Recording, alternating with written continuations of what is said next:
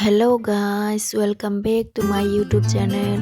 So কি খবৰ সকলোৰে আশা কৰো সকলোৱে ভালে আছা। তো ঠাণ্ডা দিনত আকৌ ঠাণ্ডা কিমান হয় তাতে বৰষুণো পৰিছে। So নকবা আৰু কিমান যে ঠাণ্ডা হৈছে। তো বৰষুণ দি থকাৰ বাবে মই আজি দিনৰ মাৰ্কেটত যাব নোৱাৰিলো। তো ৰাতি খাবলৈ একো নাই। তাৰ বাবে কুকাৰত দাইল অকমান বইল কৰি ললো। দাইলখন বইল কৰি এনেকৈ তেল মাৰি দিলো।